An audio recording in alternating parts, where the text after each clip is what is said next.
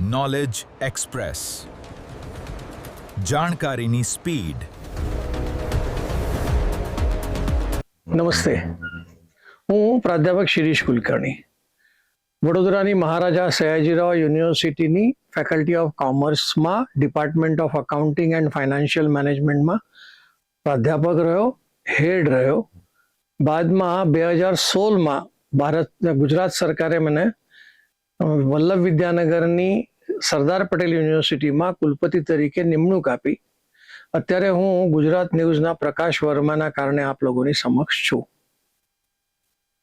આજનો જે વિષય છે એ ફરીથી જેન જી, આજકાલના યુવાનોનો સંઘર્ષ સરકારોની સામે. આપણે જાણીએ છીએ કે આ જે યુવાનોનો સંઘર્ષ છે એકલા ભારતમાં છે એવું નથી. આ યુવાનોનો સંઘર્ષ આના પહેલા બાંગ્લાદેશમાં પણ થયો. ત્યાંના પ્રાઇમ મિનિસ્ટરને દેશ છોડીને ભાગી જવું પડ્યું, શેખ હસીના. બીજું, નેપાળની અંદર પણ આ જ પ્રકારનું આંદોલન થયું અને ત્યાં પણ જે પ્રાઇમ મિનિસ્ટર હતા એમને પણ ગાદી છોડવી પડી અને એની જગ્યા પર એક યુવા અત્યારે પ્રાઇમ મિનિસ્ટર બન્યા છે. ત્રીજો એવો એક દેશ છે જ્યાં પેરુ કરીને છે, એમાં પણ આ પ્રકારનું આંદોલન થયું. આ યુવાનોનું આંદોલન, એમનો સંઘર્ષ, અને સંઘર્ષમાં જે સરકારો છે એ સરકારોને પોતાની ગાદી છોડવી પડી, આવા આંદોલનો થયા.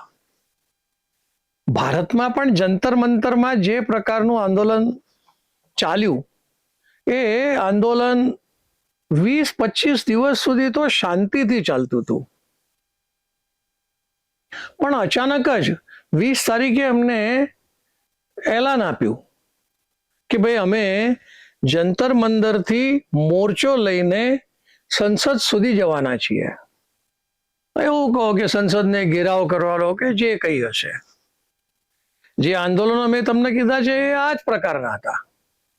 એટલે વડાપ્રધાનના ઘરમાં તોડફોડ કરવાની, વડાપ્રધાનના ઓફિસમાં તોડફોડ કરવાની, સંસદમાં તોડફોડ કરવાની, આ પ્રકારનું જે થયું હતું એ જ આ પ્રકારની પરિસ્થિતિ ભારતમાં પણ 20 તારીખે સંસદ માર્ચ ચાલતું હતું એવું લોકોને લાગ્યું અને સરકાર પણ જાગી ગઈ. હવે પછી તો આપણે જાણીએ છીએ કે એના ઉપર લાઠીચાર્જ થયો ને ક્યાંક સ્મોક ગન્સથી ફાયર કરવામાં આવ્યા, અશ્રુના ગોળીઓ દાગવામાં આવી, ધુમાડો થયો, એ બધી વાતો આપણે જાણીએ છીએ. અને એમાં આ કંટ્રોલ કરી શક્યા. એમાં એક બહુ મોટું નામ આખા વિશ્વમાં પ્રકાશિત થયું અને નામ છે દીપકે કરીને. અને આ જે અભિષેક દીપકે છે એ આંદોલનમાં પ્રમુખ નેતા હતું. સોનમ વાંગચુ એની સાથે આ દિલ્હીના જંતર મંતર પર બેઠા હતા. આ પૂરો એપિસોડ 20 તારીખ વાળો પૂરો થયો પછી સરકારે પણ એમાં ઘણા બધા ફેરફારો કર્યા કાયદામાં અને 10 વર્ષની સજા અને 10 કરોડ રૂપિયા, 1 કરોડ રૂપિયા આ પ્રકારના ફાઇન, દંડ કરવામાં આવશે જો કોઈ પેપર લીક કરે તો.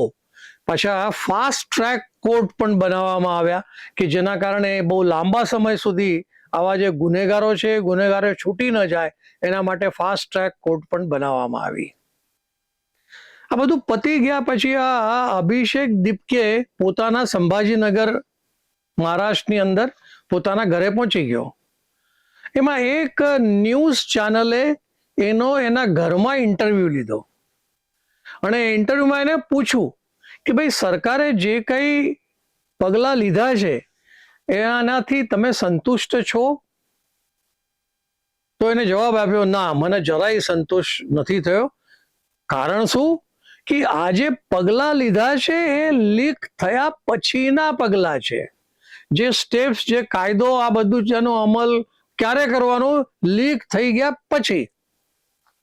પણ લીક નહીં થાય એના ગેરંટી સરકાર નથી આપી શકી, તો એ તો ચાલુ જ રહેવાનું છે.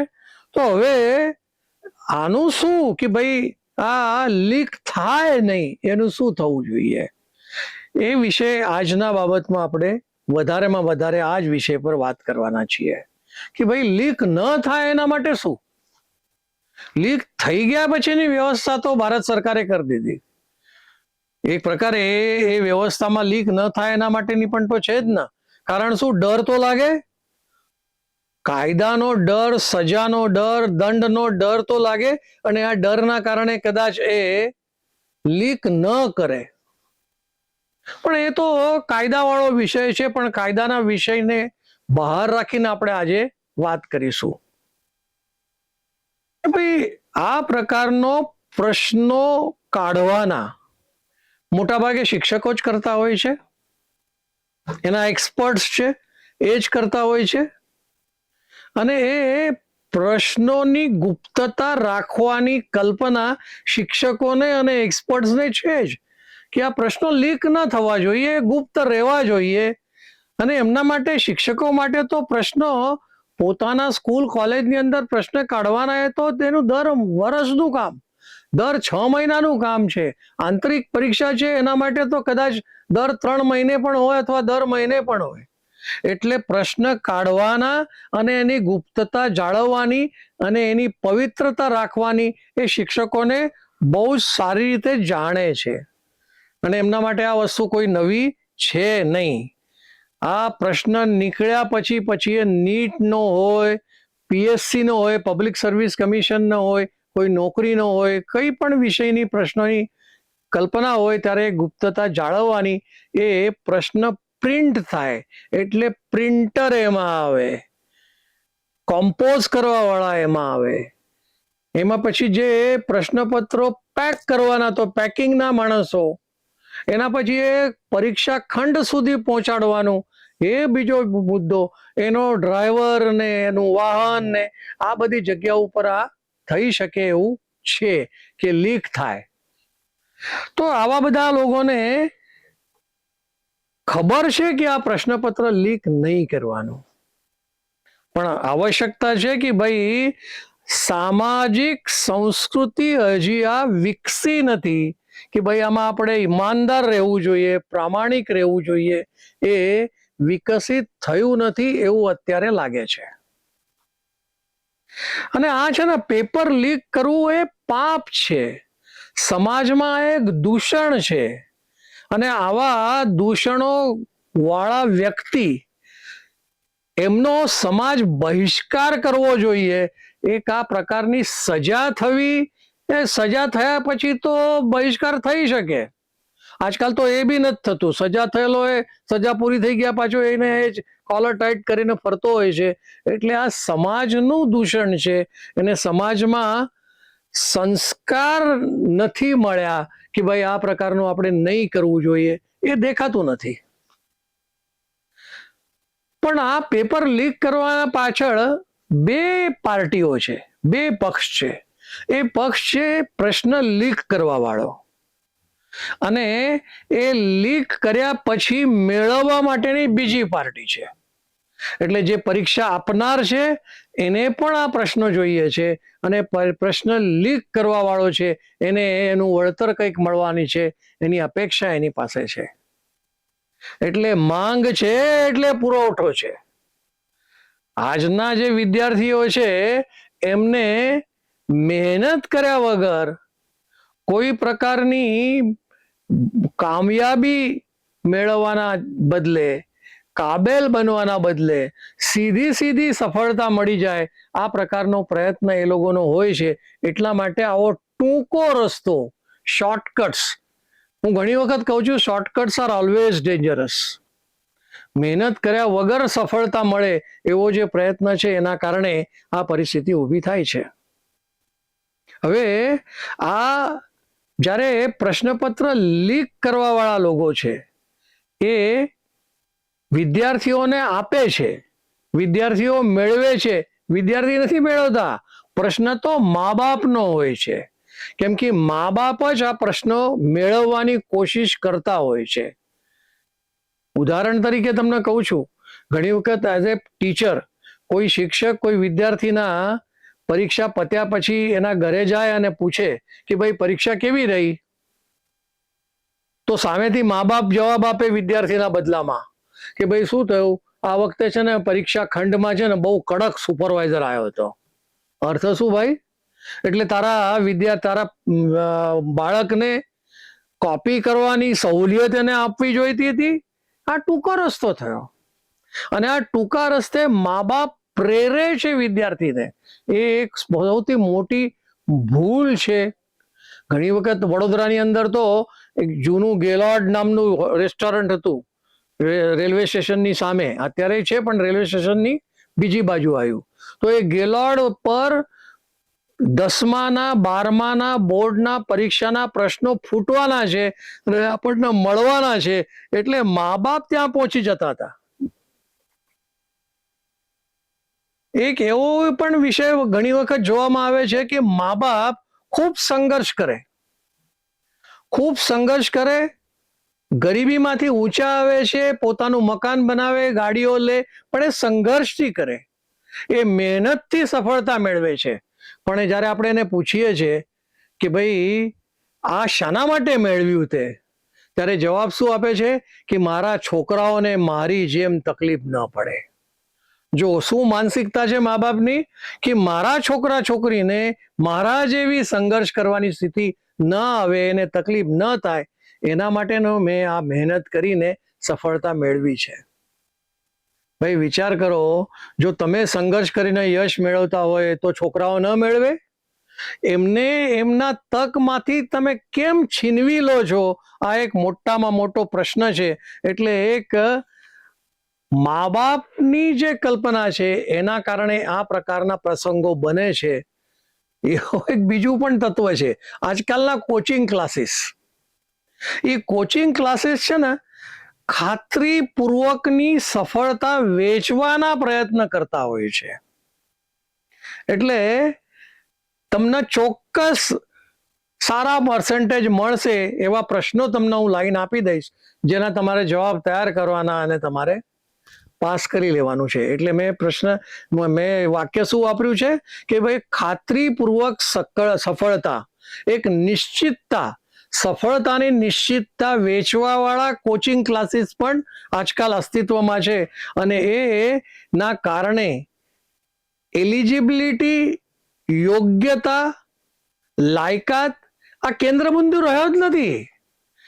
એની જગ્યા ઉપર આનાથી શોર્ટકટ કેન્દ્ર બિંદુમાં રહ્યો છે. એટલા માટે આ સમસ્યાઓ આપણને દેખાય છે. એક યુનિવર્સિટીનું બહુ એક સરસ વાક્ય આવતું હોય છે કે ભાઈ કાબેલ બનો તો કામયાબી કદમ ચૂમશે.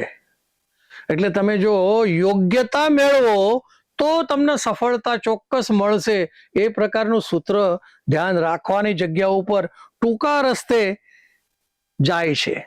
એક દેશ જાપાનને આપણે જાણીએ છીએ, ત્યાં તો આ પ્રકારની અપ્રામાણિક પ્રવૃત્તિ કરવા વાળા માટે એક શરમજનક બાબત છે એવું સમાજમાં દેખાય છે. એટલે જાપાનમાં આ પ્રકારનું કોઈ કરે તો એ શરમજનક તરીકે સમાજમાં માનવામાં આવે છે, અને એ અપ્રામાણિક અને ઈમાનદારી નહીં રાખનારા પ્રશ્નોમાં એવા માણસોનું ત્યાં તિરસ્કાર પણ થાય છે. અને એવા તિરસ્કારની અપેક્ષા આપણે ભારતમાં પણ રાખીએ કે આવા લોકો ન કરે, એમને શરમ આવવી જોઈએ. ઘણી વખત નહીં કે કોઈ મહિલાને સિગરેટ પીતા જોઈએ તો એમ લાગે ઘરવાળાને કે મારી દીકરી સિગરેટ પીએ છે, એટલે શરમ આવે. આવી જે શરમ આવવી જોઈએ પ્રશ્નપત્ર લીક કરવાના લોકો માટે, એ જો સમાજમાં આવે તો આ લીક થવાની કોઈ શક્યતા રહેતી નથી. વિદ્યાર્થીઓને શું લાગે છે કે ભાઈ હું મહેનત કરું એના કરતા ઓળખાણ અને પૈસા વધુ કામ લાગે છે, એવું એને ધ્યાનમાં આવે છે.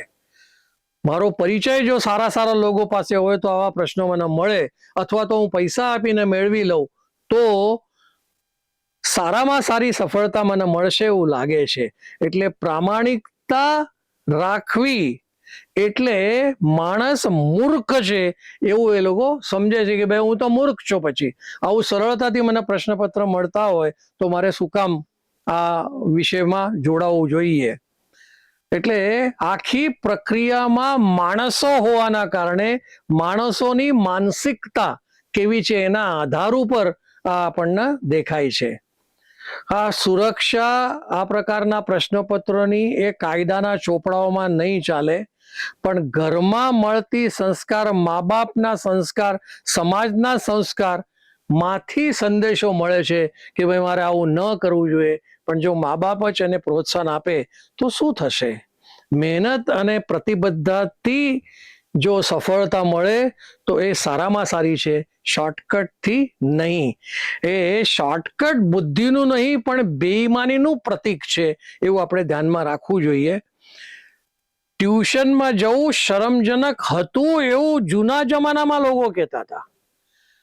આડોશ પડોશના લોકો કહેતા હતા કે તારું બાળક ટ્યુશનમાં જાય છે, ટ્યુશનમાં જાય છે એટલે શરમ આવે કે ભાઈ મૂર્ખ છે આ, એટલે આ છોકરાને કઈ ખબર નથી પડતી એટલે ટ્યુશનમાં જાય છે.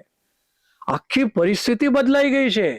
આખી પરિસ્થિતિમાં એવું થઈ ગયું છે કે ભાઈ તારો છોકરો ટ્યુશનમાં નથી જતો, ઓહો હવે તો પતી ગયું, તો તારા છોકરાનું શું થાય? ટ્યુશનમાં ના જાય તો ન ચાલે, એટલે ટ્યુશનમાં જવું જોઈએ.